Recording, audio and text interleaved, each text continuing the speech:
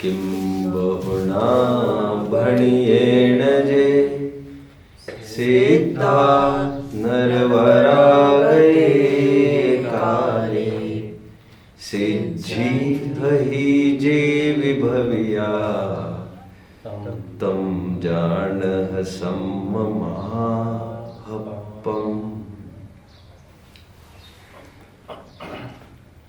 मोक्षार्थियों, आओ आज फिर से अपने अनुभव की पोटलियों में से एक अच्छा अनुभव आपको मैं साझा करता हूँ। बात लगभग 14-15 साल पहले की है। बात बुंदेलखंड की है। एक समाज में यह घोषणा हुई कि अमुक विद्वान आगामी अष्टानिक पर्व के लिए यहाँ पर पधार रहे हैं। यह खबर पूरे समाज में आग जैसी फैल गई।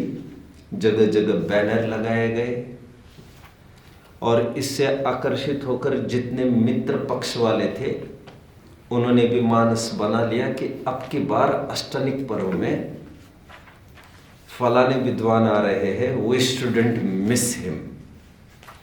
सब जगह ये बात फैल गई। एक रौनक सी आ गई, जैसे तीर्थंकरों के आने के पूर्व वैसे ही 6 महीने पूर्व एक रत्न वृष्टि होती है, उसी प्रकार सब जगह हर्ष छा गया। बात ये आकर खड़ी हुई कि विद्वान को रोका कहाँ पर जाए। ये सौभाग्य कौन नहीं चाहता। और दूर धर्मशालाओं में क्यों रखेंगे जहां पर ढंग की व्यवस्थाएं भी नहीं। हर एक जन ये चाहने लग गए कि पंडित जी को हम रखेंगे अपने घर पर। हम अपने हाथ से कुएं का पानी सींचेंगे, खींचेंगे, छानवान करो और उनकी पूरी चर्या हम अपने यहाँ कराएंगे।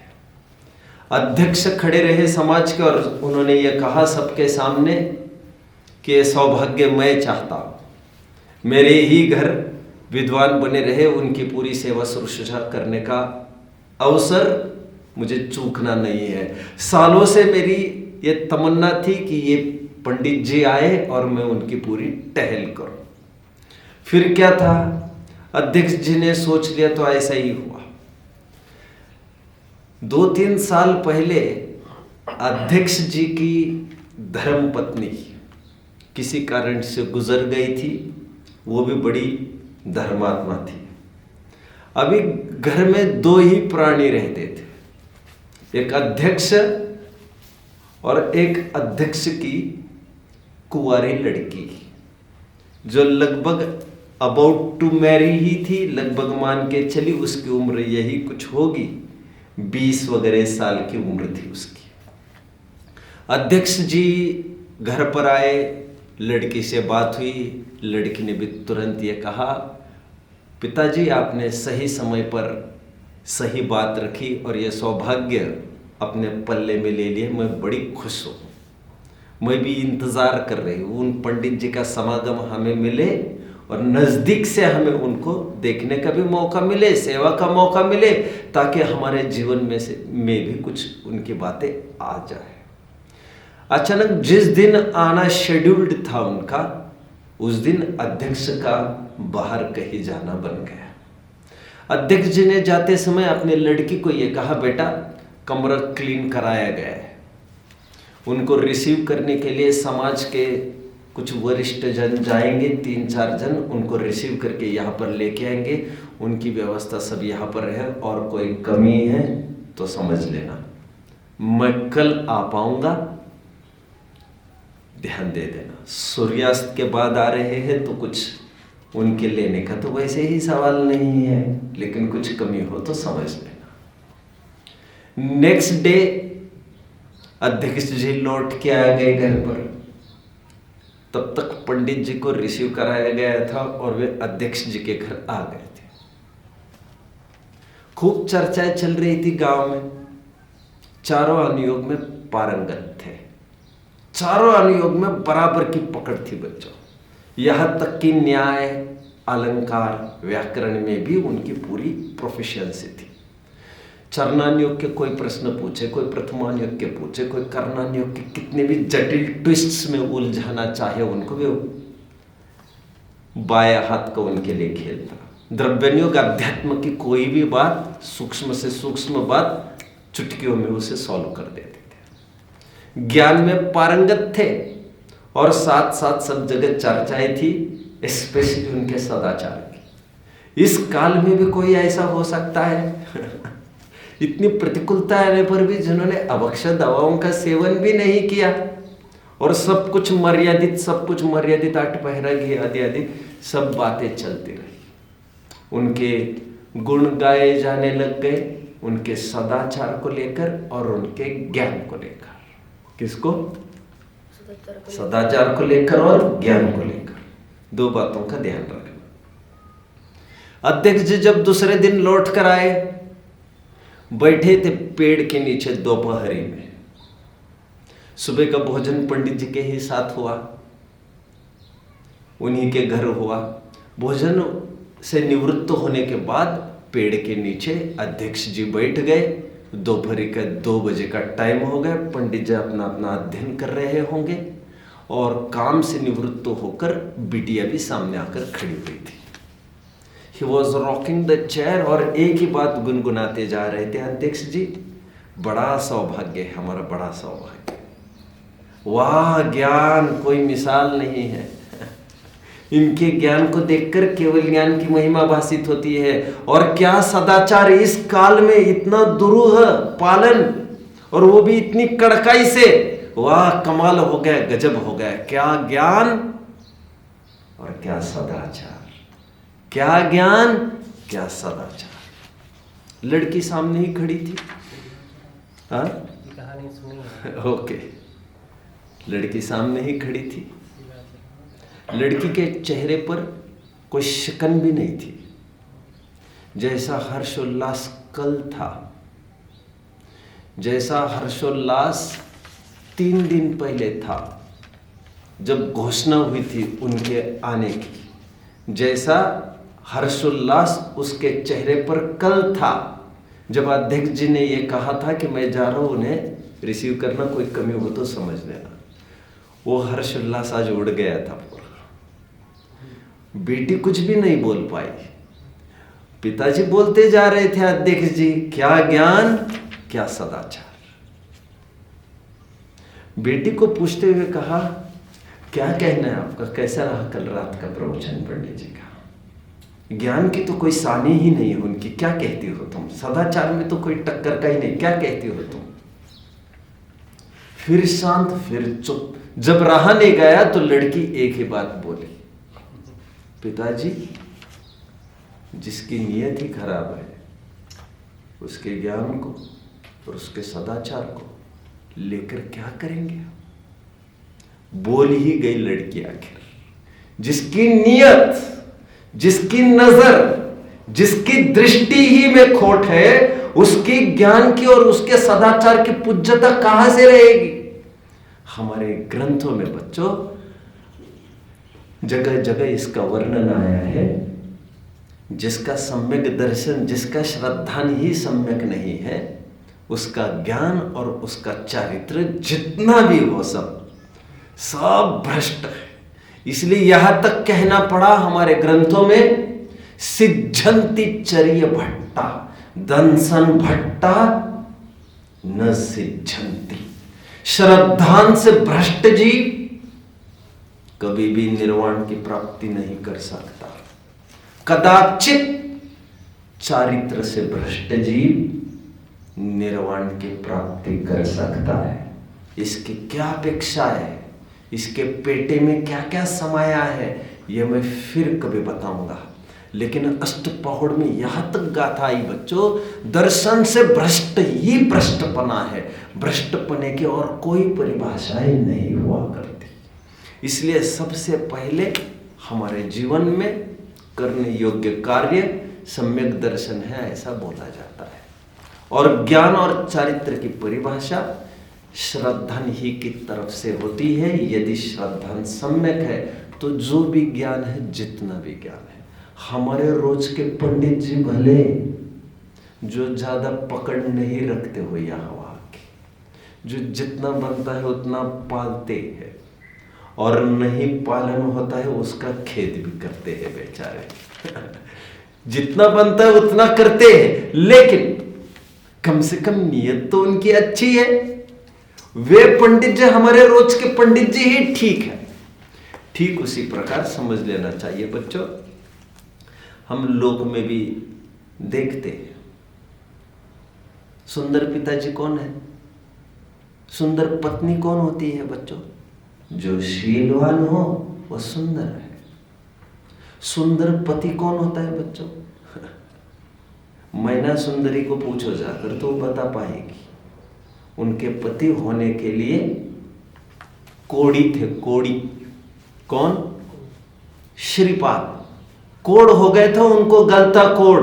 कोई बहुत हैंडसम तो नहीं होंगे, लेकिन बावजूद इसके क्या सोच रही है वो? तद्भव मोक्षगामी, धर्म प्रिय, अविरत सम्यक दृष्टि जो इनका समागम बहु भावांतरों को पार करा देगा। मेरे काम हो गया, मेरा बेड़ा पार हो गया। अब न भव रहेंगे और न कोई काम रहेगा। ऐसा समागम होना एक बड़ी उपलब्धि हो जाएगी। Handsome is what handsome does. कहने का तात्पर्य इतना ही है बच्चों। हमारे माँ अच्छे क्यों अच्छी है? रूप आदि अच्छा होना जरूरी है, ठीक होना जरूरी नहीं है। इसके समर्पण मैटर्स। बाप अच्छा है क्यों? हर संकट में ढाल बनकर खड़ा रहता है। बाद बाकी और कुछ भी हो, ज्यादा कमाना भी नहीं आता हो हमारे बाप को, दिखने में भी रूप कोई ढंग का नहीं हो, सोशल स्टेटस, सामाजिक प्रतिष्ठा भी बहुत कुछ विशेष नहीं हो, बहुत अनुकूलताएं भी नहीं जुटा पा रहा हो हमारे लिए, but he is everything for us. हमारे बाप से बढ़कर कोई नहीं हमारे जीवन में। My father is a hero.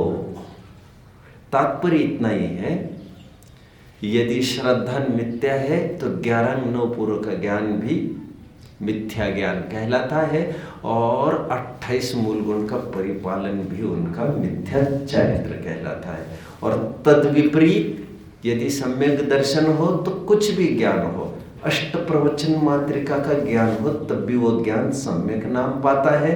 और जो भी हो, उसकी प्रवृत्ति जैसी भी चल रही हो, उसे सम्यक चरित्र नाम पाता है। कल इन जुत या ही प्रतीति जुत कछुक ज्ञान, सो दुखदायक अज्ञान जान। कल ग्रहित अग्रहित मिथ्या ज्ञान की चर्चा हमने देखी। अब देख पा रहे होंगे मिथ्या दर्शन के लिए कितनी पंक्तियां लगा दी है बच्चों वहां पर? लगभग अग्रहित मिथ्या दर्शन के लिए कितनी पंक्तियां हैं? 5 ही पंक्तियां हैं। अच्छे से काउंट कर पा रहे हो? देखिए, जीवादि प्रयोजन होता है ना 3। चेतन को है, यहां से ले लीजिए 5 पंक्तियां।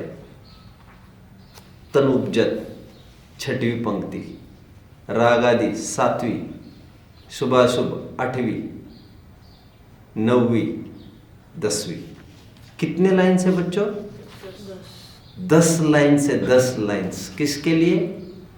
अग्रहित मिथ्या दर्शन को समझाने के लिए। और अग्रहित मिथ्या ज्ञान को समझाने के लिए कितनी लाइन है? केवल 1 लाइन। इसमें ऐसा भी नहीं समझना 10:1 प्रोपोर्शन है, क्योंकि कदाचित 100 लाइन्स लिखी जाती है ना मिथ्या दर्शन के लिए, 100 लाइन्स तब भी मिथ्या ज्ञान के लिए 1 ही लाइन लिखी जाती। इन जुत विषय या ही प्रतीति जुत कछुक ज्ञान, सो जो भी कुछ ज्ञान है वो सब दुखदायक अज्ञान जान। ये अग्रहित मिथ्या ज्ञान की चर्चा हुई। आज अग्रहित मिथ्या चरित्र की चर्चा करते हैं, और उसके लिए भी एक ही पंक्ति यहाँ पर लगाई है। इन जुत विषयनि में जो प्रवृत्तता को जानो मिथ्या चरित्र। इन फिर से इन जुत मतलब इस मिथ्या, ऊपर क्या कहा, या ही प्रतीति जुत। अभी क्या करे, इन जुत विषय में, मतलब दोनों जगह इस बात को कह रहे हैं, इस मिथ्या दर्शन के साथ जो ज्ञान वो मिथ्या ज्ञान, और अभी कह रहे हैं इस मिथ्या दर्शन के साथ जो विषयों में प्रवृत्ति है उसको मिथ्या चारित्र जानना। या ही प्रतीति जुत, जुत मतलब बच्चों युक्त, युक्त, इस मिथ्या दर्शन से युक्त जो भी प्रवृत्ति है वो सब मिथ्या चारित्र जानना। अभी इसमें थोड़ा सा मैं बोलना चाहूंगा बच्चों। अभी यहां पर मत लिखिए बच्चों, इसे बाद में कंप्लीट करिए, अभी मेरी तरफ देखिए। विषयों में प्रवृत्ति मात्र मिथ्या चारित्र नहीं हुआ करता। क्या कहा मैंने? विषयों में प्रवृत्ति मात्र मिथ्या चारित्र नहीं हुआ करता। विषयों में प्रवृत्ति अविरत सम्यक दृष्टि भी करता है। भरत जी का साफ उल्लेख, हर एक चक्रवर्ती सम्यक दृष्टि ही होता और 96,000 रानियों में वो प्रवृत्ति करता पाया जाता है। लड़ाई आदि भी करते पाए जा रहे, जैसे रामचंद्र जी, लक्ष्मण है। विषयों में प्रवृत्ति का और क्या तात्पर्य हो सकता है? और फिर भी उन्हें मिथ्या चारित्र्य संज्ञा नहीं मिलती बच्चों, उन्हें अचारित्र संज्ञा मिलती है। क्या? चौथे गुण स्थानवर्ती। और यदि दाव लगाए आपको सम्यक चारित्र मिथ्या चारित्र दोनों में से कुछ कहना है, तो चौथे गुण स्थान में भी उन्हें सम्यक चारित्र ही कहा जाएगा। इससे एक बात फलित हुई। क्या बात फलित हुई? विषयों में प्रवृत्ति मात्र मिथ्या चारित्र नहीं हुआ करता। गेटिंग? मिथ्या दर्शन से युक्त जो विषयों में प्रवृत्ति है। अभी विषयों में प्रवृत्ति ही क्यों बोला? फिर मिथ्या दर्शन से युक्त जो भी कुछ करे वो सब मिथ्या चारित्र ही होगा। फिर तो विषयों की कहा बात है। फिर यदि 28 मूल गुणों में प्रवृत्ति हो रही होगी तो भी वो मिथ्या चारित्र ही संज्ञा को पाएगा। समझ रहे हैं? लेकिन विषयों को क्यों बोला जा रहा है? इसलिए बोला जा रहा है क्योंकि विषय का तात्पर्य आत्मा के अलावा और कोई भी विषय, भले ही 28 मूल गुण का विषय हो, वो भी आत्मा के अलावा का विषय बना। लेकिन जो चौथे पांचवें गुणस्थानवर्ती जीव है बच्चों, अथवा सातवें छठवें गुणस्थान में झुलने वाले मुनिराज भी है। एक बात तो यह है, चरणानियोग बाहर के 28 मूल गुण को सम्यक चारित्र कहता है। क्या कहा मैंने? एक बात तो यह है, चरणानियोग जो बाहर से देखता है, like it acts like a camera. चरणानियोग बाहर की प्रवृत्ति को देखकर वो ये कह देता है कि यह सम्यक चारित्रवंत है। 28 मूल गुण देखे मुनिराज के और उन्होंने सम्यक चारित्रवंत घोषित कर दिया। भले ही अंदर में वो भावलिंगी नहीं थे, लेकिन सम्यक चारित्र उन्हें कह देता है। इसीलिए उनको अभी थोड़ी देर के लिए चरणानियोग का भी ओपिनियन हमारी नजर में रखते हुए यहाँ पर थोड़ी देर के लिए अभी विषयों में प्रवृत्ति ऐसा बोला जा रहा है। क्योंकि 28 मूलगुण में प्रवृत्ति बोलते तो सम्यक चारित्र तो उसको तो चरणानियोग सम्यक चारित्र बोलता है, यद्यपि वो है नहीं। और मैं परमार्थ की भी बात कर रहा हूं, 28 मूलगुण में भी यदि प्रवृत्ति हो तब भी वो मिथ्या चारित्र ही संज्ञा पाएगा। आप समझ रहे मेरी बात को? ध्यान से सुनना। चौथे गुणस्थानवर्ती सम्यक दृष्टि है, वो विषयों में प्रवृत्ति कर रहा है। प्रश्न ये है, उसके विषयों की प्रवृत्ति को मिथ्या चारित्र कहा जाए या सम्यक चारित्र कहा जाए? समझ रहे हैं? क्या कहा जाएगा? कोई हिंट कुछ बोल सकते हैं बच्चों? सम्यक दृष्टि विषयों में प्रवृत्ति कर रहा है, लड़ाई कर रहा है, स्त्री सेवन कर रहा है। अब उस प्रवृत्ति को क्या कहेंगे? हाँ, मिथ्या चारित्र। मिथ्या चारित्र कहेंगे यदि आप, तो चौथे गुणस्थानवर्ती मिथ्या चारित्री सिद्ध होंगे। और ऐसा ग्रंथ में कहीं उल्लेख नहीं है। आपके पास क्या चारा है? बताइए जरा, क्या कर सकते आप? देखो, इसमें दो बातें आपको विचारना है। चारित्र के भी दो अंश आपको विचार करना है। ज्ञान के दो अंश हमने विचार किए थे, याद आ रहे? कौन कौन से? ज्ञान के दो अंश हमने विचार किए थे। ज्ञान के कौन कौन से? मैं कह रहा था ज्ञान के दो पैर होते हैं। कौन से दो अंश कह रहा था मैं? एक उपयोग और एक लब्धि, दो बातें कह रहा था। और मैं ये कह रहा था भले ही शुद्ध उपयोग नहीं हो, मतलब उपयोग में आत्मा नहीं हो, तब भी ज्ञान की लब्धि में आत्मा बना रहता है। जो सम्यक ज्ञानी है उनकी मैं बात कर रहा हूं।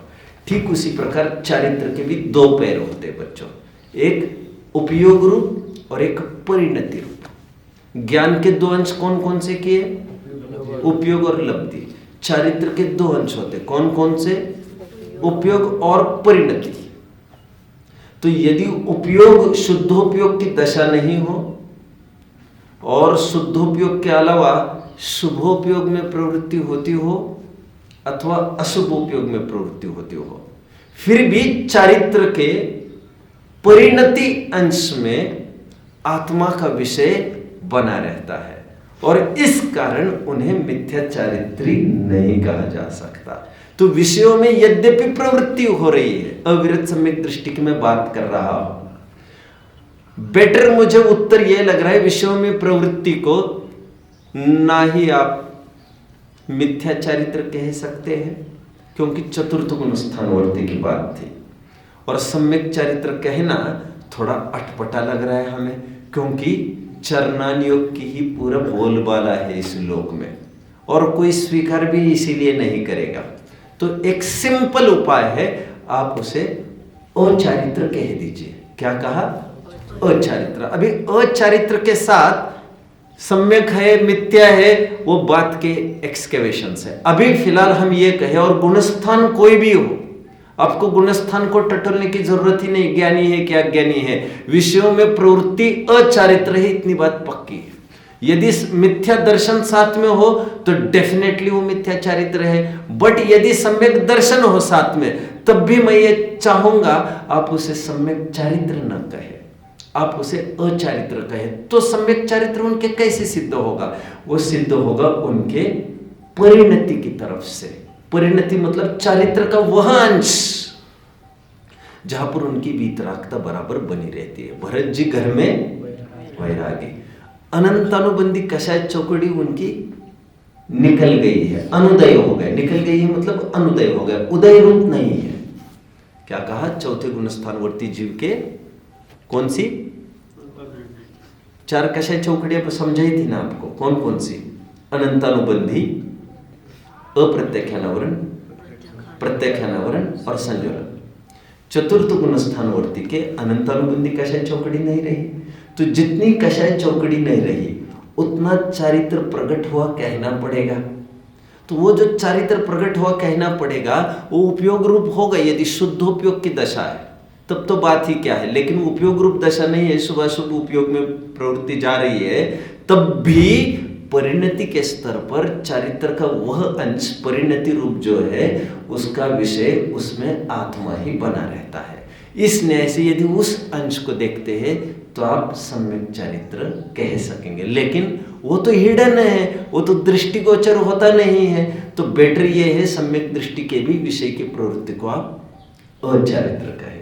खैर, आइए इन जुत विषयनि में जो प्रवृत्त ताको जानो मिथ्या चरित्र, इन सम्यक दर्शन से युक्त जो भी विषयों में प्रवृत्ति हो रही है उनको मिथ्या चारित्र जानना। हाँ, लेकिन यदि द्रव्यलिंगी मुनि हो और उसकी 28 मूल गुण में प्रवृत्ति हो रही हो, तब भी मिथ्या चारित्र कहना थोड़ा अटपटा लग रहा था, क्योंकि ये साफ साफ 28 मूल गुण पाल रहे हैं। जैसी समस्या वहां खड़ी थी, चौथे गुणस्थान की विषय की प्रवृत्ति को हम आखिर कहे क्या? मिथ्या की सम्यक। तो हमने वहां पर साइड लाइन होकर क्या रास्ता निकाला था?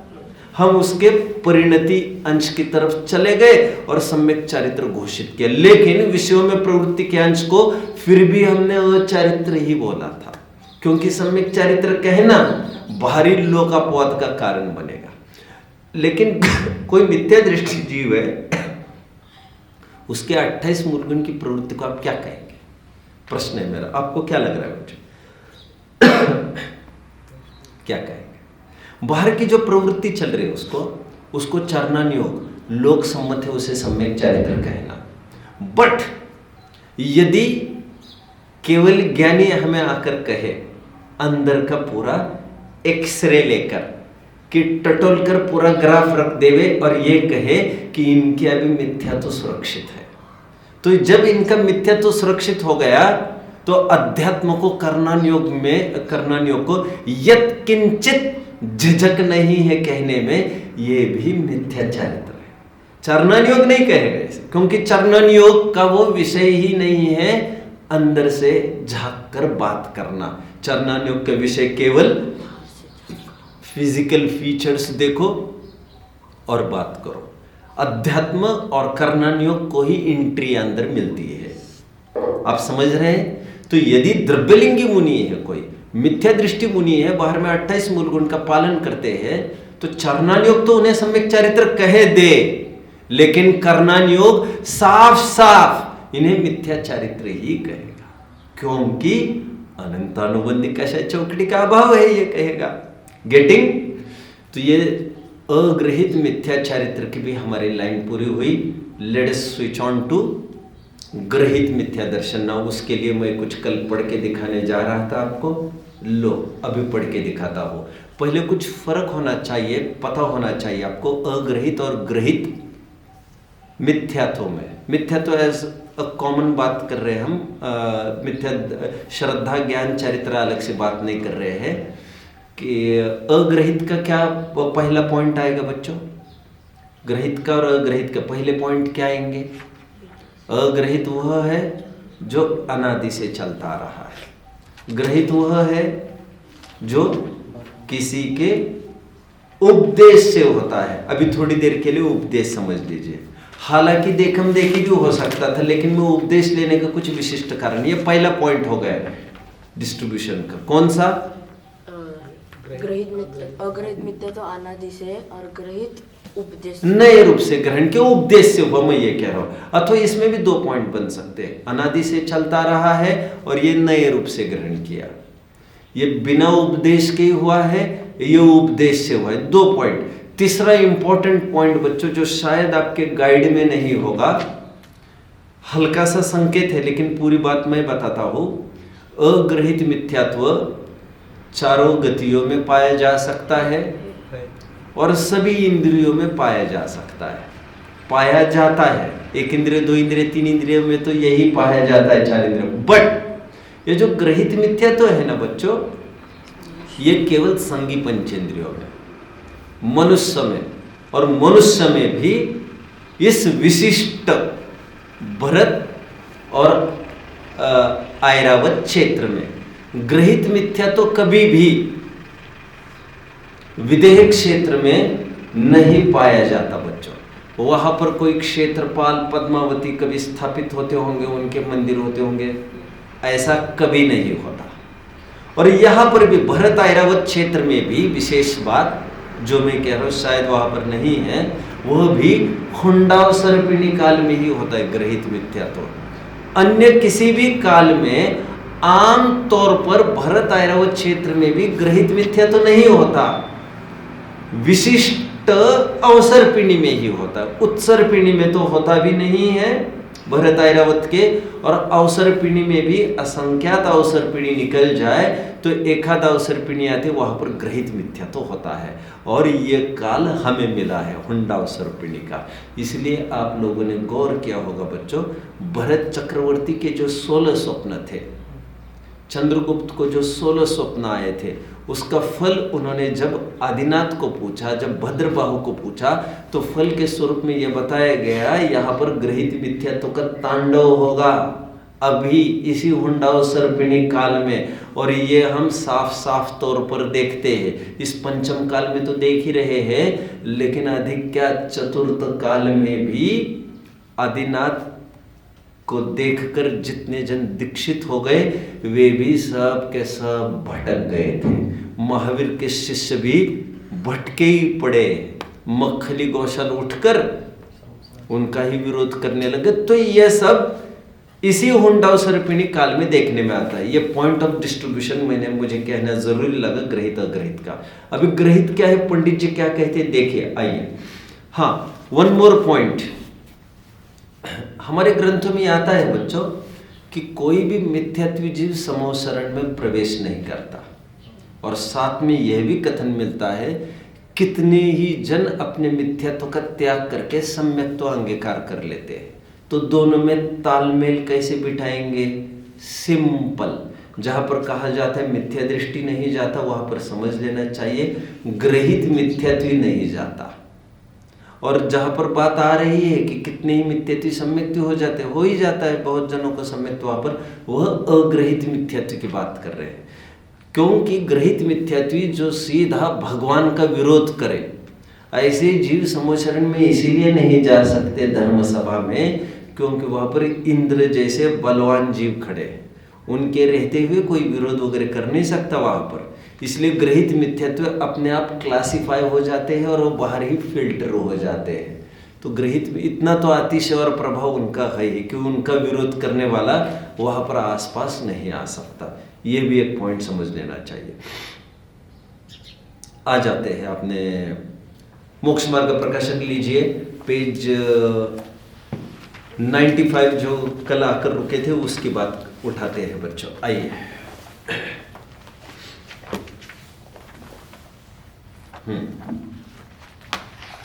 हम ग्रहित मिथ्यात्व की तरफ बढ़ रहे हैं। वैसे आपका जो कॉलम बन रहा है, चार्ट बन रहा है, उसमें 6 ब्रांचेस हुई है, राइट? अग्रहित मिथ्या दर्शन, अग्रहित मिथ्या ज्ञान, अग्रहित मिथ्या चारित्र, फिर ग्रहित मिथ्या दर्शन, ग्रहित मिथ्या ज्ञान, ग्रहित मिथ्या चारित्र। अभी हमारे कितने पूरे हुए बच्चों ब्रांचेस? 6 में से 3, अग्रहित मिथ्या दर्शन, अग्रहित मिथ्या ज्ञान और अग्रहित मिथ्या चारित्र। मिथ्या ज्ञान मिथ्या चारित्र तो सिंपल था, एक एक लाइन में, उसकी कोई बड़ी बात भी नहीं थी। हम अभी स्विच कर रहे हैं ग्रहित मिथ्या दर्शन, ग्रहित मिथ्या ज्ञान और ग्रहित मिथ्या चारित्र की ओर, ठीक है? इससे पहले कॉमन ग्रहित मिथ्यात्व के संबंध में पंडित जी क्या कहना चाहते देखिए जरा, यहां अनादि से। उससे पहले मैं और एक बात बता दूं बच्चों, थोड़ा यहां पर ध्यान दीजिए। ग्रहित मिथ्यात्व ऐसा जो शब्द का प्रयोग है ना, वो पहली बार टोडरमल जी के ही माध्यम से अवतरित हुआ है। इससे पहले हम जितने भी ग्रंथ की परंपरा है ना, वहां पर कहीं भी ग्रहित मिथ्यात्व ऐसे शब्द का प्रयोग पाएंगे नहीं। बहुत सारी वर्ड वोकेबलरी है ना, टर्मिनोलॉजी, वो पंडित जी ने ही लॉन्च की। जैसे प्रयोजनभूत तत्व, मैंने आपको पहले भी बताया था, आपको याद आ रहा होगा, प्रयोजनभूत तत्व, प्रयोजनभूत ऐसा शब्द का प्रयोग तत्व के पहले करना, ये टोडरमल जी की ही उपज है, टोडरमल जी का ही इन्वेंशन है बच्चों। ये जैसे 7 तत्व संबंधी भूल, अब ये वर्ड वोकेबलरी है जो 7 तत्व संबंधी भूल, ये टोडरमल जी की अपनी है, ये और ग्रंथ में मूल रूप से कहीं नहीं मिलेगी। तो टोडरमल जी, और जो इनोवेटिव सोच का होता है वो इतनी तो आजादी मांगता है थोड़ा घूमने फिरने की। ठीक उसी प्रकार वन मोर वर्ड, ग्रहित मिथ्यात्व, अग्रहित मिथ्यात्व, ऐसे भेद मूल ग्रंथ में देखने में नहीं मिलते हैं। पंडित जी ने बड़ा उपकार किया हमारे ऊपर, ये भेद का विभाजन शब्दों के रूप में करके एक नई दृष्टि हमको दे दी। वैसे 12वीं सदी में एक विद्वान हुए हैं पंडित आशाधर जी, उन्होंने इस शब्द का प्रयोग किया है, लेकिन ग्रहित अग्रहित रूप से नहीं, अभिग्रहित और अनभिग्रहित मिथ्यात्व। क्या बच्चों? अभिग्रहित और अनभिग्रहित। अभी मतलब चौओर से उसको हटा दिया, और ग्रहित और अग्रहित इस रूप से वो बात बन गई। वैसे इसके ट्रेसेस थोड़े से, सम्यक दर्शन के 2 भेद बताए हैं। तत्व और सूत्र का पहला अध्याय है, बोली प्रारंभिक सूत्र में सम्यक दर्शन 2 प्रकार का बताया। कौन कौन सा? तन निसर्गात दधिगमाद्वा। आपकी याद नहीं है? आपके याद है? क्या है सूत्र? तन निसर्गात दधिगमाद्वा। क्या अर्थ है इसका? यह सम्यक दर्शन 2 प्रकार का है, निसर्गज और अधिगमज। निसर्गज मतलब बाय सेल्फ, बिना किसी के मोटिवेशन के, अपने आप ही अपने ताकत से पैदा हो गए, बिना किसी के उपदेश के, निसर्ग सम्यक दर्शन। और जो दूसरों के उपदेश की जरूरत होती है उसे कहते हैं अधिगम सम्यक दर्शन। उसी तर्ज पर यहां पर मिथ्यात्व के 2 भेद है बच्चों। निसर्गज की जगह अग्रहित और अधिगमज की जगह ग्रहित। इसीलिए मैं आपको कह रहा हूं बार बार, जो ग्रहित ऐसा शब्द का अर्थ मैं क्या कह रहा हूं, दूसरों के उपदेश से। जबकि किसी प्रसंग को देखकर भी हो सकता है ग्रहित मिथ्यात्व, और उपदेश ही इसलिए लेना है आपको क्योंकि यदि कुछ प्रसंग को देखकर मिथ्यात्व को पुष्ट करता है तो उसे फिलहाल अग्रहित मिथ्यात्व में ले लीजिए। क्यों ले लीजिए? क्योंकि सम्यक दर्शन का भी विभाजन ऐसा हुआ है। देखो, जिन बिंब को देखकर किसी को सम्यक दर्शन हुआ, निसर्गज है या अधिगमज है बच्चों? उपदेश से सम्यक दर्शन हुआ, निसर्गज है या अधिगमज है? अधिगमज, राइट। बिना किसी को उपदेश से हुआ, यह कौन सा सम्यक दर्शन है? निसर्गज। बट जिन बिंब को देखकर हुआ, कौन सा सम्यक दर्शन है? कुछ प्रसंग को देखकर हुआ, कौन सा सम्यक दर्शन है? अधिगमज लगता है बट आचार्यों ने इसका अंतर्भाव निसर्गज में ही क्या है, शायद वे दूसरों के उपदेश मिलने को ही अधिगमज कहना चाहते हैं।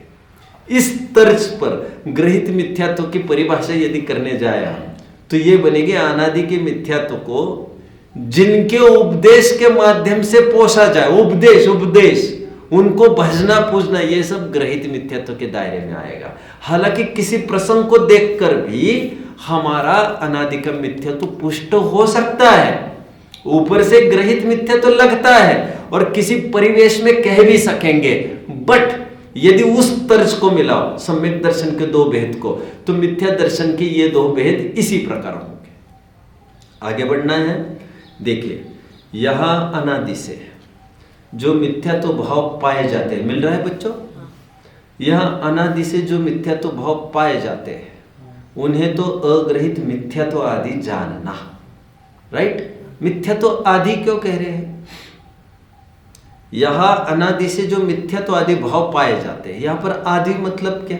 उन्हें तो अग्रहित मिथ्यात्व आदि जानना। आदि मतलब क्या?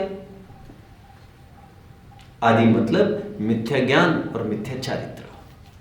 मैंने कल ही आपको बताया था, मिथ्यात्व का अर्थ इस प्रसंग में मिथ्या दर्शन बनेगा। कहीं कहीं इन कॉमन होता है तीनों का युगपत अर्थ, यहां पर मिथ्या दर्शन। वहां अनादि से, यहां अनादि से जो मिथ्यात्व आदि भाव पाए जाते हैं उन्हें तो अग्रहित मिथ्यात्व आदि जानना, क्योंकि वे नवीन ग्रहण नहीं किए हैं। तथा अभी यहां पर केवल नवीन ग्रहण की बात आई है क्या बात नहीं आई है? उपदेश के माध्यम से नवीन ग्रहण की बात नहीं की है। यदि नवीन ग्रहण को ही ग्रहित कहेंगे, हालांकि अधिगमज में तो अधिगम का अर्थ ही उपदेश था, ग्रहित में ऐसे उपदेश की कोई बात नहीं है, तो किसी अपेक्षा से कोई प्रसंग को देखकर हमारा अनादि का मिथ्यात्व पुष्ट होता है तो उसको भी ग्रहित मिथ्यात्व ले सकेंगे।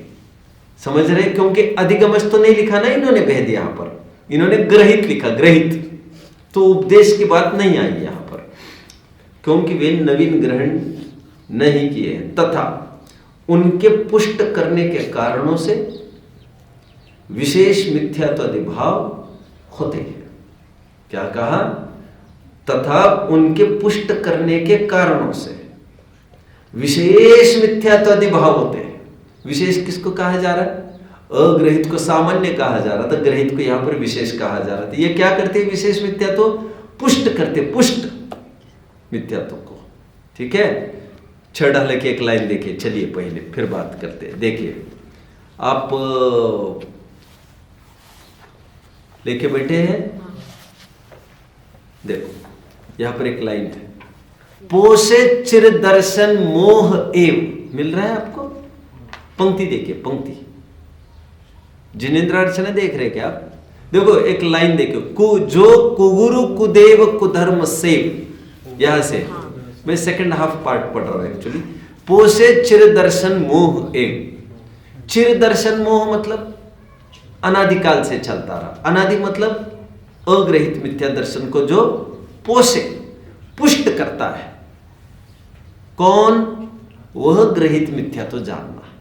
ओके, यहां पर भी पोषे चिर दर्शन मोह एव कहकर दौलत राम जी ग्रहित मिथ्यात्व की तरफ संकेत करते हैं। नीचे देखिए ना जरा, देखिए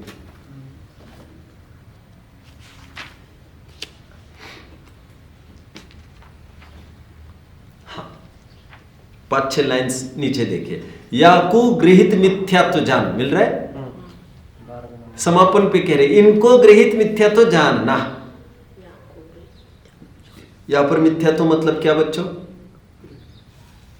मिथ्यात्व मतलब यहां पर मिथ्या दर्शन लेना, दर्शन, गेटिंग? मतलब ये गृहित मिथ्यात्व की परिभाषा क्या कर रहे हैं?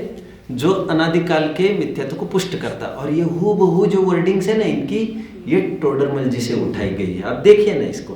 तथा उनके पुष्ट के ही उन्होंने पोषे चिर दर्शन मोह का। मैंने आपको पहले भी बताया है, Daulat Ram ji was inspired by मोक्ष मार्ग प्रकाशक। उन्होंने पूरी विषय वस्तु मोक्ष मार्ग प्रकाशक के लिए ली और शैली अपनाई उन्होंने बुद्धजन जी की, क्योंकि बुद्धजन जी पहले 6 डाले लिख चुके थे, लेकिन विषय वस्तु कंटेंट उन्होंने टोडरमल जी का ले लिया। देखिए, तथा उनके पुष्ट करने के कारणों से विशेष मिथ्यात्व आदि भाव होते उन्हें गृहित मिथ्यात्व आदि जानना। वहां अग्रहित मिथ्यात्व का वर्णन तो पहले किया है टोडरमल जी, पहले 4थे अध्याय में करते आए हैं। तो ये कह सकते हैं पहले 4 अध्याय तक करते आ रहे हैं। वह जानना और अब ग्रहित मिथ्यात्व आदि का निरूपण करते हैं, सो जानना। दौलत राम जी ने भी ऐसा ही किया, पहले अग्रहित मिथ्यात्व की चर्चा की, फिर ग्रहित की। और विपरीत चर्चा हो भी नहीं सकती ना, पहले ग्रहित की कहां से कर लेते? अभी समवन वाज आस्किंग मी, पहले ग्रहित मिथ्यात्व की चर्चा कर लेते। मैंने कहा सामान्य से विशेष बलवान, पहले सामान्य की चर्चा करते और ग्रहित मिथ्यात्व सबकी तो तकलीफ है नहीं, उसकी क्यों चर्चा करते? विशेष किसी की बात उसकी है। ध्यान रखना, ग्रहित मिथ्यात्व बाद में पैदा होता है। क्या कहा? बाद में पैदा, लेकिन जाता सबसे पहले। ठीक उसी प्रकार जिस प्रकार हमारे दांत आते सबसे बाद में है, बाकी के तो ऑर्गन सब डेवलप हो जाते, दांत आते सबके बाद में, लेकिन जाते सबसे पहले। बाहर का स्वेटर पहना है हमने, जैकेट पहना है सबसे बाद में, लेकिन जब उतरने की नौबत आएगी तो उतरेगा सबसे पहले। तो ग्रहित मिथ्यात्व का अभाव पहले होता है, अभाव करने की बात आएगी तो ग्रहित मिथ्यात्व के अभाव का पहले उपदेश होगा। गेटिंग? लेकिन उत्पन्न होते समय उत्पन्न तो क्या अनादि से अग्रहित मिथ्यात्व चलता ही आ रहा है, नए रूप से पैदा हुआ वाला तो ग्रहित है। देखो पंडित जी क्या कहते हैं, वह अग्रहित मिथ्यात्व का वर्णन तो पहले किया है, वह जानना और अब ग्रहित मिथ्यात्व आदि का निरूपण करते हैं, सो जानना।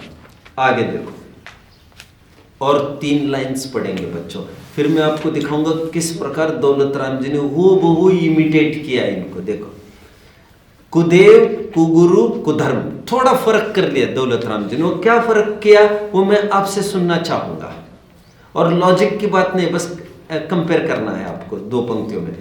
कुदेव, कुगुरु, कुधर्म और कल्पित तत्वों का श्रद्धान तो मिथ्या दर्शन है,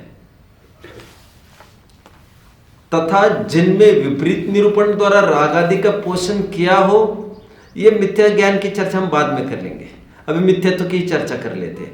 3 पॉइंट्स ये दे रहे हैं, मिथ्या दर्शन, ग्रहित मिथ्या दर्शन, ग्रहित मिथ्या ज्ञान, ग्रहित मिथ्या चारित्र, एक लाइन।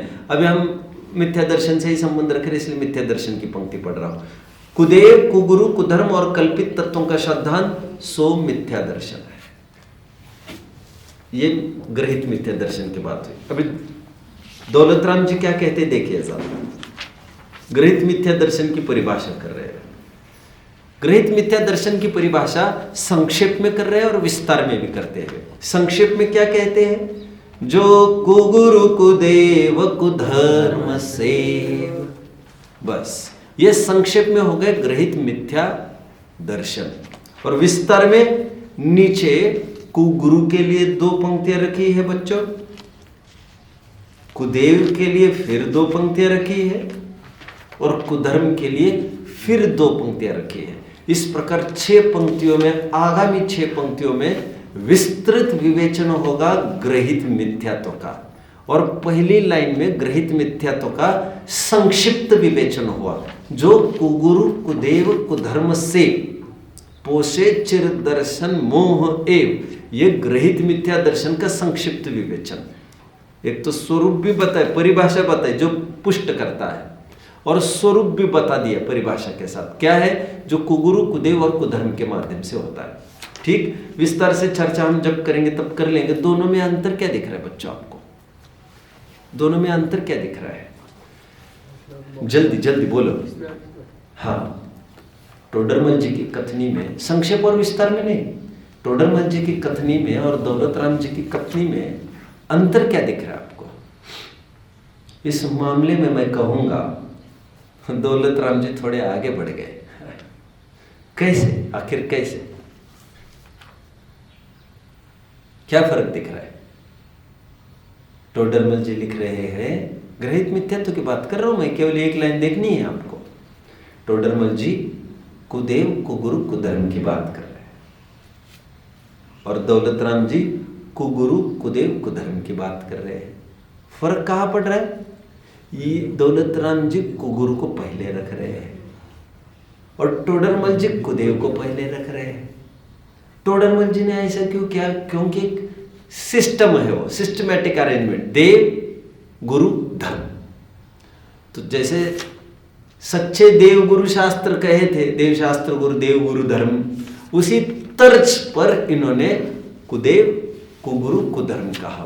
बट दौलत राम जी ने ऐसा न करके क्रम भंग किया।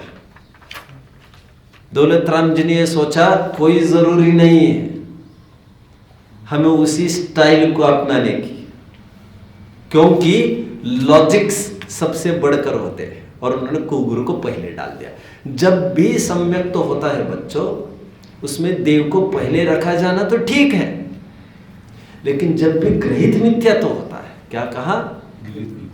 जब भी ग्रहित मिथ्या तो होगा तो सबसे पहले कुगुरु को रखना चाहिए, क्योंकि इन कुगुरुओं के जरिए ही आपको कुदेव का भी पता चलता है और कुधर्म का भी पता चलता है।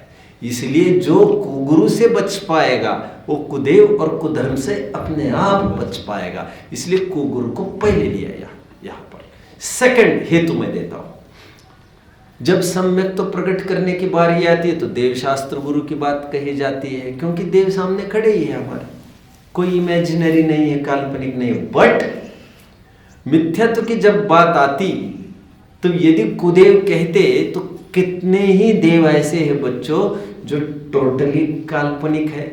जैसे मैंने पहले कभी बताया होगा, संतोषी माता नाम सुना है? कई लोग पूछते हैं, आप जानते हैं संतोषी माता? हाँ। आपने देखा है किसी को कोई पूछने वाला? देखा नहीं है आपने? ठीक है, अपने भी ग्रंथों में रखकर चले जाते हो पर्चे वगैरह, संतोषी मान फलाना ठिकाना। आपको मैं एक बात बता दूं बच्चों, संतोषी माता नेवर एग्जिस्टेड। संतोषी माता का कोई स्थान नहीं था। एक फिल्म बनी 60-70 साल पहले संतोषी माता, वो खूब सुपरहिट हुई और देखम देखी लोगों ने संतोषी माता के मंदिर बना दिए। और लोगों को तो क्या बात है, लोग तो मैंने जहाँ तक सुना है जैसे शिवाजी महाराज थे, उनके भी मंदिर मिलेंगे आपको, यद्यपि वे कोई वैसे भगवान नहीं है, लेकिन लोग जिनको पूज्यता की दृष्टि से देखते हो उनको तो आप समझ रहे, उनकी कर्मठता शिवाजी की अन्य क्षेत्र में थी। मैंने तो यहाँ तक सुना अमिताभ बच्चन के भी मंदिर बनाए गए। आपने सुना है कभी? अमिताभ बच्चन के, यहाँ तक तो आज तक सुना था रावण के मंदिर बने हैं दक्षिण में, यहाँ तक तो सुना था मैंने। तो इसमें कोई बहुत आपत्ति भी नहीं थी मुझे। क्यों आपत्ति नहीं थी अभी उसका टाइम नहीं है, लेकिन अमिताभ बच्चन के भी मंदिर हो सकते हैं, कोई कैसे कल्पना करे इसके। एनीवे, मुझे तो ये कहना है, व्हेन इट कम्स टू ग्रहित मिथ्यात्व, उसके जनक कुगुरु होते हैं। आपको कुगुरु ही उस दिशा में मोटिवेट करते, तुम ये करो वो करो वो करो वो करो। इसलिए सबसे पहले बचने योग्य काम कुगुरु का है, इसलिए कुगुरु को पहले रखा दौलत राम जी ने। समझ में आता है? क्योंकि ये ही कुगुरु पहचान कराते हैं कुदेव की, जिनकी हयाती भी नहीं है। ऐसे कितने ही नाम बता देते हैं वे। अभी जैसे क्षेत्रपाल आदि किसने परिचय कराया हमारा? हाँ, हमें ये परिचय कराने वाले यही लोग हैं। ये सब कुगुरु ही वर्क करते हैं इसमें, क्योंकि क्षेत्रपाल में लोग तो पूछते हैं ना, क्षेत्रपाल ऐसे क्यों होते, पत्थर को सिंदूर क्यों पोता जाता है, आकार प्रकार क्यों नहीं होता है? भैया हमें क्यों पूछते हो तुम? ग्रंथों में तो कोई उल्लेख नहीं है। जो कुगुरु जैसे उनको गाइडलाइन दे रहे वैसे भी करते जाते हैं। ये मेन अंतर देखने में मिल रहा है। आगे बढ़ते हैं बच्चों। कुगुरु के स्वरूप को बताने के लिए दौलत राम जी कुछ बात कर रहे हैं। अभी देखो ग्रहित मिथ्या दर्शन के लिए 3 ब्रांचेस फिर बनेंगे बच्चों। अभी क्या क्या 3 ब्रांचेस बनेंगे जरा बताना मुझे। राइट, क्या क्या? कुगुरु, कुगुरु के बजाय और कोई और हो सकता है पूरी बात? कुगुरु सेवन, ग्रहित मिथ्या। तो कुगुरु स्वयं में कोई ग्रहित मिथ्या तो नहीं है, समझ रही? कुगुरु में जो यथार्थ गुरु नहीं है, उनमें गुरु पने की हमारी मान्यता, वो मान्यता गलत है, वह मिथ्या तो है। मान्यता का नाम आना चाहिए। तो आप ये लिखिए कुगुरु सेवन। इन शॉर्ट आप देख लीजिए कैसे लिखना, कुदेव सेवन और कुधर्म सेवन। सेवन का तात्पर्य यहाँ पर कोई फिजिकल एक्टिविटी की तरफ की बात नहीं है बच्चों। यहाँ पर जैसे मैंने अभी कहा था, लोक में प्रवृत्ति बाहर की शारीरिक एक्टिविटी को कहते, लेकिन ऐसा नहीं लेना है आपको। आत्मिक जो परिणाम है वो लेना है। ये मैं अभी आपको इन ज्योति विषयनी में जो प्रवृत्त वहां पर भी ये बता रहा था। अभी भी यहाँ पर सेवन का अर्थ अंदर से उनके प्रति समर्पण का भाव, वो लेना है आपको। तो कुगुरु, कुदेव और कुधर्म। अब कुगुरु के लिए कुछ पंक्तियां है यहां पर, देखिए बच्चों, पढ़ते हैं। फिर से 6 डाला की तरफ आइए, उसी के आधार से हम बात कर रहे हैं। आपके भाग में है ये जो मैं पढ़ने जा रहा हूं? भाग में है क्या? अंतर रागादिक धरे जे, बाहर धन अंबर ते सने, धारे कुलिंग लहि महत भाव, ते कुगुरु जन्म जल उपल ना। आज इसी की चर्चा करेंगे। केवल 2 पंक्तियां। ये किसके लिए है बच्चों? जो कुगुरु का सेवन करते हैं। पहले तो कुगुरु का स्वरूप बता रहे हैं और कुगुरु के सेवन का फल भी बता रहे हैं। वे कुगुरु कैसे हैं? तो नीचे क्या लिख रहे हैं, क्या लिखा जा रहा है? वे कुगुरु ऐसे हैं जैसे पत्थर की नाव। पत्थर की नाव में बैठना चाहेंगे पृथ्वी? क्या कहते हैं उसको? बोटिंग करना है आपको? बोटिंग की वजह से तो हम कल्पना भी नहीं कर सकते। हाँ, मैं तो मजाक कर रहा हूं। बोटिंग की हम कल्पना भी नहीं कर सकते। अनछना पानी रहता है, दैट इज फॉर मनोरंजन, बोटिंग। लेकिन बोटिंग करने का कोई बात आए, इस किनारे से उस किनारे जाने का मौका आए, तो बहुत सुंदर दिखने वाली पत्थर की नौका है, उसमें बैठोगे कि टूटी फूटी तो नहीं है खैर, लेकिन बहुत पुरानी लकड़ी की नौका है, किस में बैठोगे आप? लकड़ी। पत्थर में क्यों नहीं बैठोगे? पत्थर डूबता है। हाँ वो तो पहले ही बैठी है अंदर, ये तो हम कल्पना कर रहे हैं। वो बीच में जाकर डूबेगी ये नहीं, यही से वो उठेगी नहीं वो। ठीक है, देखिए, ते कुगुरु जन्म जल उपलना। इस संसार रूपी सागर में, जन्म जल मतलब, जन्म का तात्पर्य यहां पर संसार, जल मतलब समुद्र, जल का अर्थ बच्चों यहां पर समुद्र। कहीं कहीं ऐसा पोएटिक अर्थ करना पड़ता है, लिखा जल है, समुद्र तो नहीं लिखा, लेकिन यहां पर जल का भांडार लेना है। इसे कहते हैं, आप फिगर ऑफ स्पीच पढ़ते हो इंग्लिश में, कौन कौन से है? एक सिनेक्डोचे है, SYNECH वाला नहीं, एक सिनेक्डोच नाम का एक फिगर ऑफ स्पीच है। वो part as a whole and whole as a part की बात करता है। आपने एक अंश कहा तो पूरा समझना, और कभी कभी पूरे की बात करते हैं और समझना एक है। आप समझ रहे हैं बात को बच्चों? देखो, तो यहां पर जल मतलब यहां पर समुद्र, संसार रूपी समुद्र में पत्थर की नाव समान ये कुगुरु है और उनके फीचर्स बताए जा रहे हैं। कैसे है वे कुगुरु? अभी इसके भी 2 ब्रांचेस बनेंगे बच्चों कुगुरु के। कैसे? अंतरंग और बहिरंग।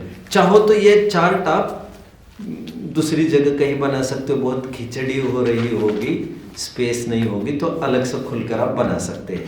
कुगुरु, कुदेव और कुधर्म, इनकी 2-2 लाइंस बनानी है। अभी कुगुरु के लिए अंतरंग और बहिरंग, कुदेव के लिए भी ऐसा अंतरंग बहिरंग आएगा और कुधर्म के लिए भी अंतरंग बहिरंग आएगा। अभी कुगुरु अंतरंग रूप से कैसे है? अंतर रागादिक धरे जे, बाहर धन अंबर ते सने, धारे कुलिंग। अंतरंग में क्या क्या आएगा बच्चों? अंतरंग में क्या क्या आएगा और बहिरंग में क्या क्या आएगा? धारे कुलिंग लहि महत भाव, ते कुगुरु जन्म जल ओपल नाम। क्या आएगा अंतरंग में और क्या आएगा बहिरंग में? कुगुरु अंदर से कैसे होते हैं? अंतर रागादिक धरेजे, रागी होते हैं। रागी मतलब रागी द्वेषी सब लेना है। और बाहर धनांबर ते स्नेह, लेकिन स्नेह कहकर फिर अंतरंग की बात आ गई बच्चों। तो स्नेह, धनांबर के प्रति स्नेह रखना, ये भी अंतरंग की बात हो गई। बट जो धन अंबर की बात कर रहे हैं, जब अंदर में स्नेह होगा तो बाहर में यह भी दिखेगा। तो बहिरंग में आपको धन अंबर आदि ऐसा लिखना है और धारे कुलिंग ऐसा भी लिखना है आपको। तो कुलिंग मतलब क्या बच्चों? जो यथार्थ चिन्ह नहीं है। यथार्थ चिन्ह क्या होना चाहिए गुरु का? जिन्हें कहते हैं जिनलिंग। मुनि के लिंग को क्या कहते हैं बच्चों? जिनलिंग।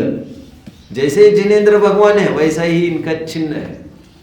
28 मूल गुण को कहते जिनलिंग। इन्हीं को यथा जात रूप धर भी कहते हैं। क्या कहते हैं मुनिराज को? जैसा जन्मा बच्चा है, जैसा नया जन्मा बच्चा है, यथा जात रूप धर, जैसा उसका रूप है वैसा ही रूप मुनिराज का होता है। पीछे कमंडल को गौन करो तो, जह जाय रू सरिसो। अष्टपहुड़ लेके बैठे हैं क्या? मजा आ जाएगा। सूत्र पहुड़ के 18वीं गाथा खोल दीजिए जल्दी। जह जाय रू सरिसो, सूत्र पहुड़ 18वीं गाथा। पेज नंबर बताना भैया जल्दी। जिनसे नहीं बन रहा है वो विषय अनुक्रमण का देखिए, इंडेक्स देखिए। जो इंडेक्स 52 पेज खोलिए जल्दी। 52 पेज मिलने पर हाथ ऊपर कर लेना सारा। मिल गया? क्या गजब के गाथे। देखिए बच्चों, गुरु का स्वरूप बता रहे पहले, तभी तो हमको गुरु का स्वरूप तय कर पाएंगे।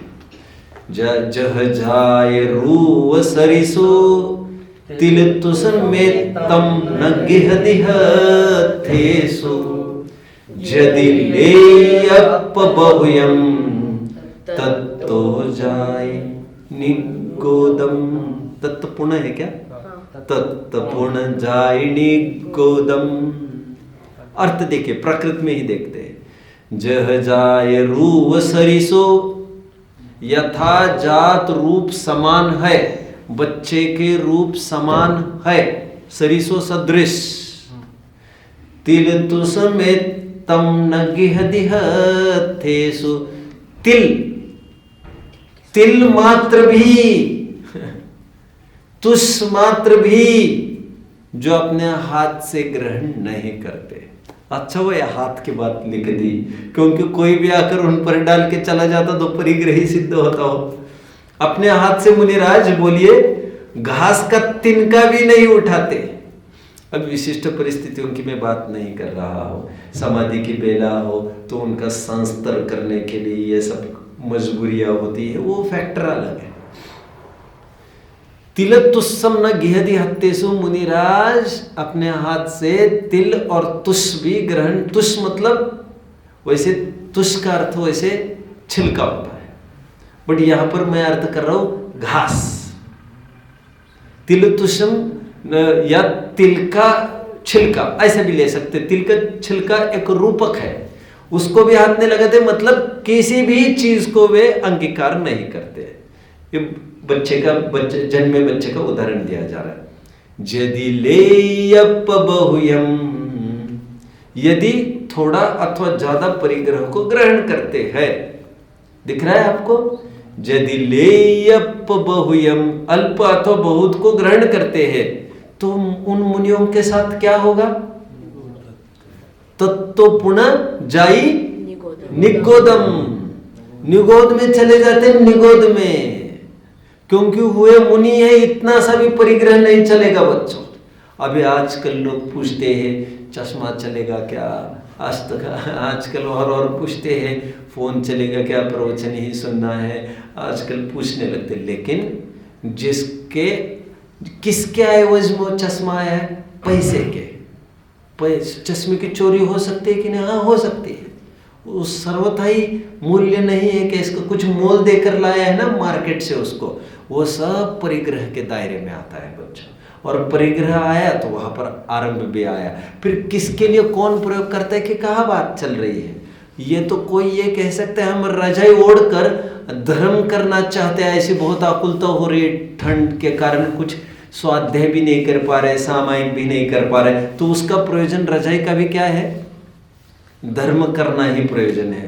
तो इसके मात्र से क्या वो ग्राह्य और चलेगा? वो समझ में आता है? वो बिल्कुल नहीं चलेगा। हाँ, यदि तुम्हें उसके बिना नहीं रहा जाता है और धर्म करना चाहते हो तो वह गृहस्थ धर्म नाम पाएगा, मुनि धर्म तो नाम नहीं पाएगा। क्योंकि यदि एक लंगोट को भी अंगीकार करे तो फिर वो श्रावक धर्म ही बना रहता। और आजकल हम देखते हैं मुनियों को नैपकिन से भी पोंछा जा रहा है, उनके हाथ पैर देखते ना, भोजन के पहले भी, भोजन के बाद भी, प्रक्षालन के टाइम में, प्रक्षालन के पहले भी, प्रक्षालन के बाद में भी उनको वस्त्र का स्पर्श भी नहीं होना चाहिए। और वस्त्र का यदि स्पर्श हो जाए तो उन पर आया हुआ यह उपसर्ग है, उपसर्ग।